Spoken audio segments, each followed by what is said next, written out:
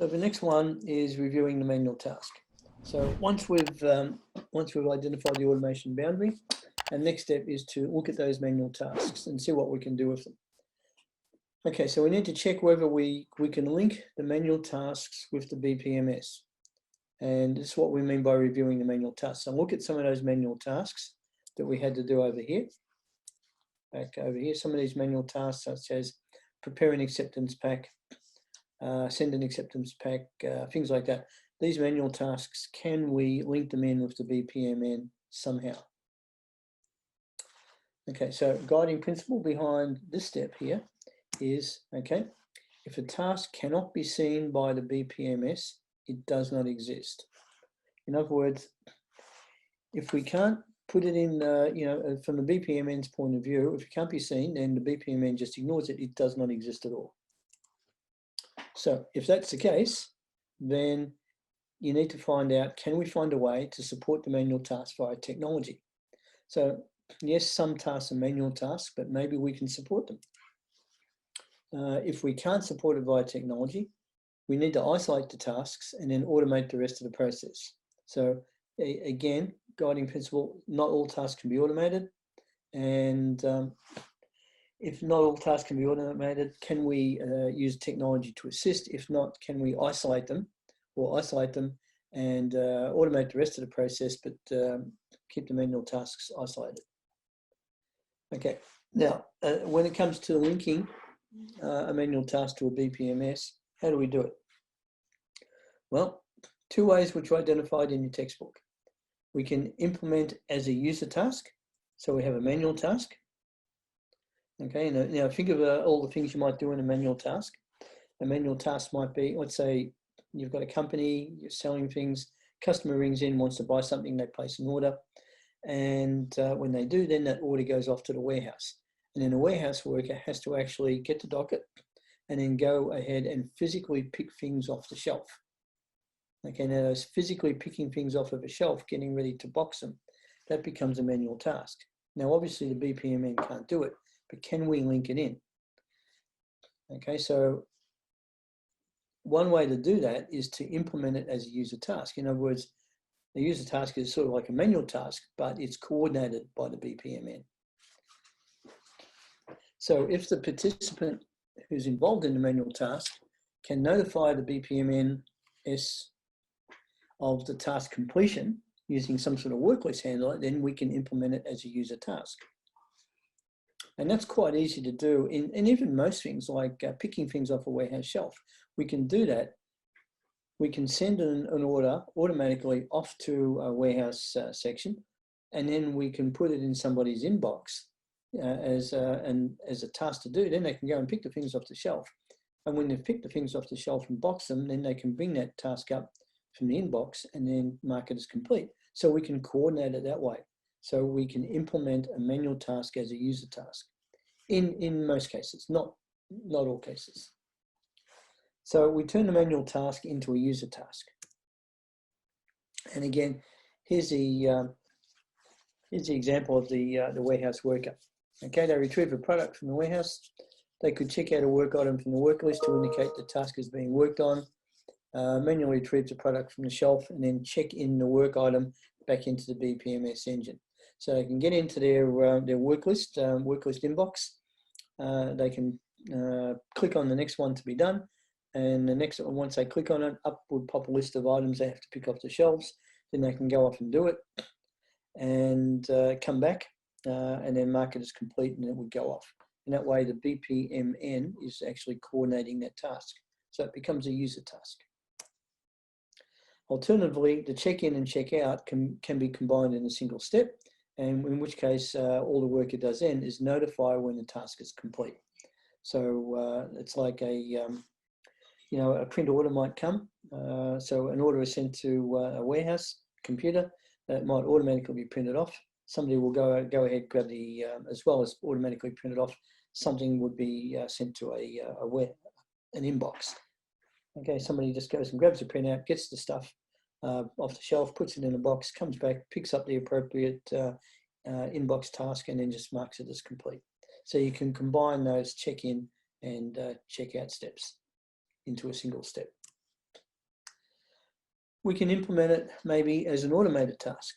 Okay, so can a manual task be implemented as an automated task? Now, you won't always be able to do this, but there may be occasions where you can implement that manual task as an automated one. So in some cases, the participant might be able to use technology integrated with the BPMS to help notify the work completion. And another example of that might be, again, a warehouse worker.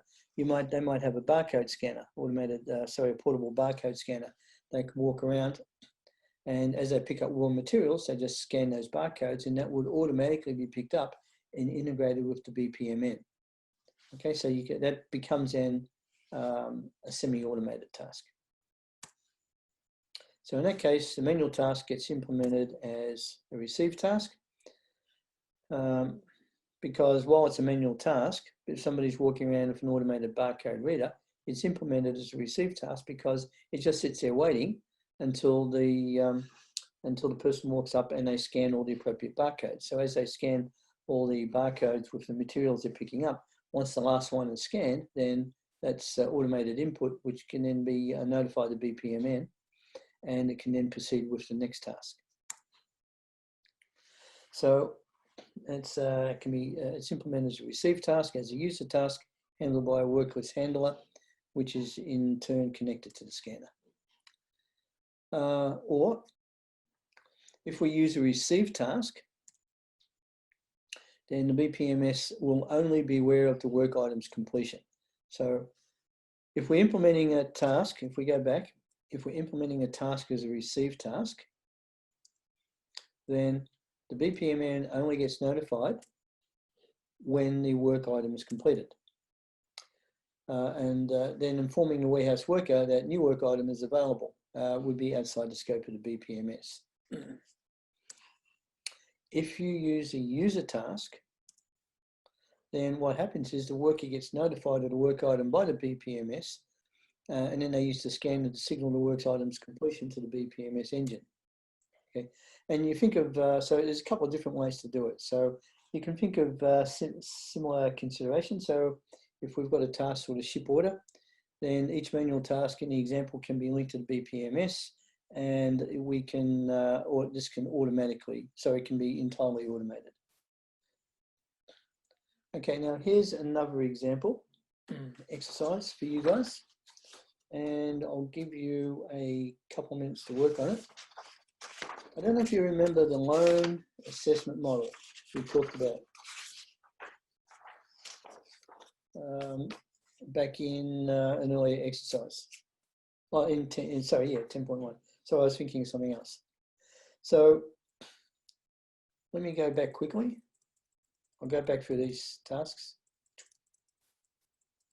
This is the problem when I have to go back one. Remember this one here we just worked on. Okay, so it's a loan assessment task. Okay. Let me go back to where we were.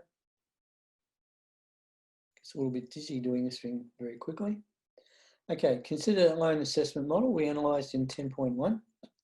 Review the manual tasks of the model in order to link them to a BPMS. Okay, so we'll do this one as we go.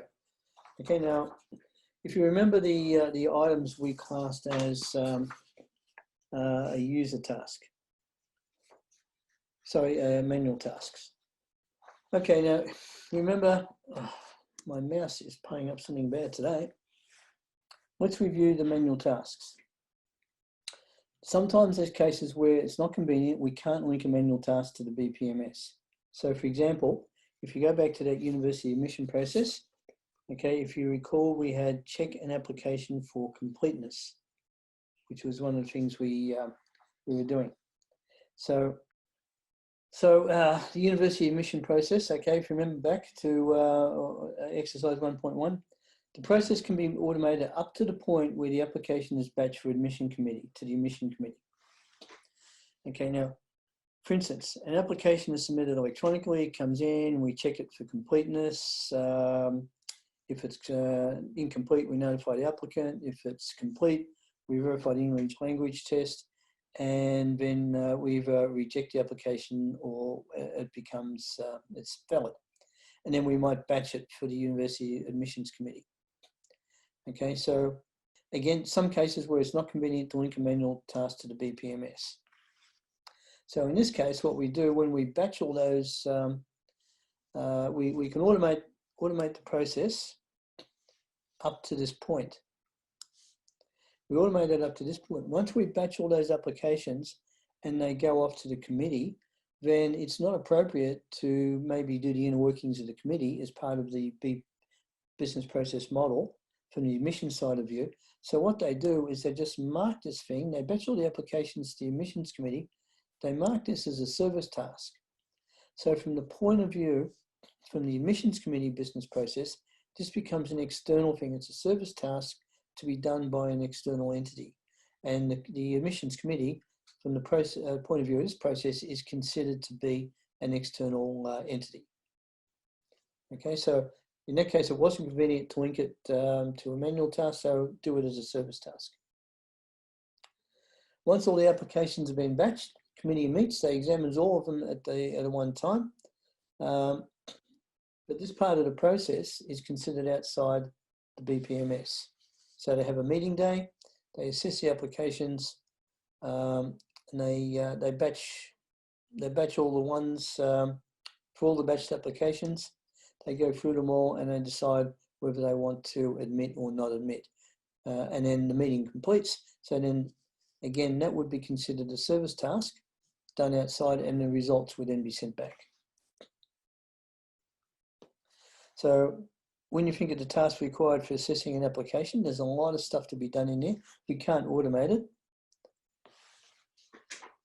We can't automate it because there's too many human various components in there.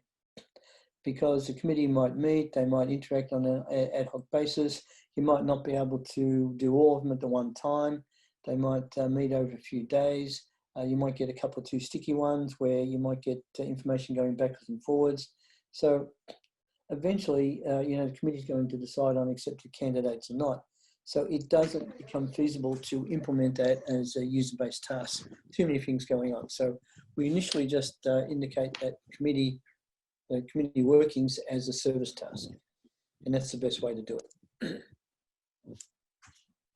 So you can't automate the whole process.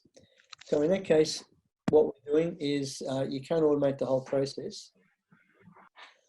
You can't automate the whole process. So what you do is you isolate that task. So we isolated the task, or isolated the activities of the acceptance committee and put those into a service task.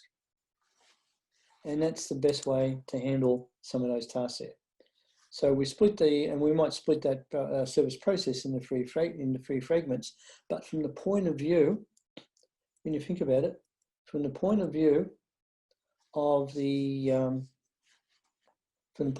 admissions, we isolate all that and put it into a service task there. Okay, so another option is to keep one model and you just remove that ad hoc task. That's another option as well. But I think it was reasonable to keep it as a service task. Now, some BPMSs, business process modeling notations, are tolerant of presence of manual tasks, and others aren't. So you need to be careful. The Victorian Institute of Technology has other great videos covering many different topics. Please check them out, and thanks for watching. Remember to like and subscribe the video for more great content like this.